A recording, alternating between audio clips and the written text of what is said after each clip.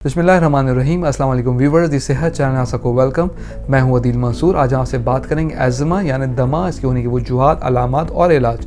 तो चलते हैं अपनी वीडियो की जानिब। अगर आपने हमारे चैनल को सब्सक्राइब नहीं किया तो अभी सब्सक्राइब कर लीजिए और बेल आइकन को प्रेस कर दीजिए। व्यूवर्स, मौसम की तब्दीली हमारी सेहत पर असरअंदाज होती है। कुछ लोग एलर्जी का शिकार होते हैं, कुछ अफराद में एज़मा का मसला आम है।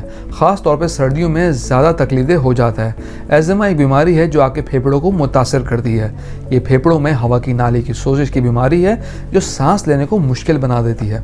जब हम सांस लेते हैं तो हमारी हर सांस के साथ हवा हमारी नाक और हमारे मुंह से नीचे आपके गले और आपकी एयरवेव्स में जाती है और आखिरकार आपके फेफड़ों में पहुंचती है।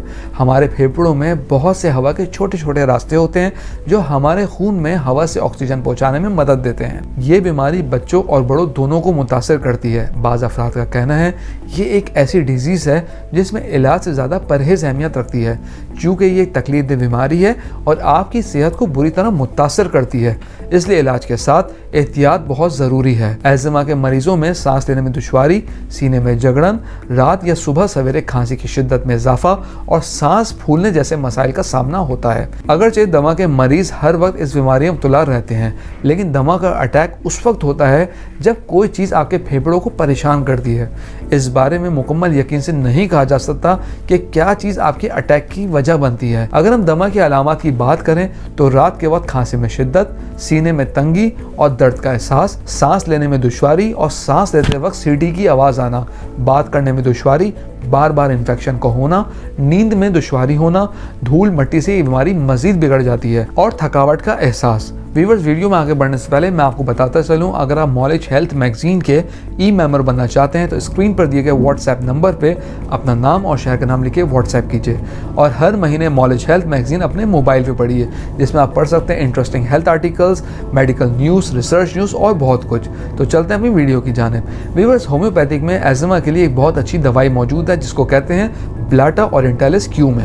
ये दवाई एज़मा में बहुत अच्छा काम करती है, जिसे होम्योपैथ डॉक्टर्स ख़ास तौर पे दमा के मरीजों के लिए इस्तेमाल करते हैं, जिसके बेहतरीन नताइज दिखने को मिले हैं। अटैक होने के दौरान जब आपको लगे कि इन्हेलर का इस्तेमाल ज़रूरी है तब इस दवा का इस्तेमाल करें और आधा कप नीम गर्म पानी में ब्लाटा ओरिएंटालिस क्यू के 10 कतरे शामिल करके पी लीजिए और 15 मिनट बाद दोबारा इसका इस्तेमाल कीजिए और फिर आधे घंटे बाद दोबारा एक डोज ले लीजिए। इससे बहुत आराम मिल जाएगा। अगर एज़मा का मसला बहुत पुराना है तो ब्लाटा ओरिएंटालिस 200 में थोड़े से पानी में 5 कतरे मिलाकर आप दिन में 2 बार इस्तेमाल कर सकते हैं, कुछ 5 दिन के लिए या 1 हफ्ते तक के लिए।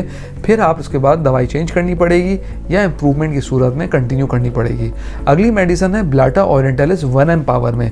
ये जब इस्तेमाल होगी जब 200 पावर से फ़र्क ना पड़े तो फिर इस दवा को इस्तेमाल करना चाहिए। इसको दिन में 1 बार इस्तेमाल करें और 1 हफ्ते तक इसको देखिए। व्यूअर्स, इन अद्वियात के अलावा कैन नंबर 1 ड्रॉप्स, ये भी दमा के लिए बहुत मुफीद है। इसके भी 10 कतरे दिन में 3 बार ले सकते हैं।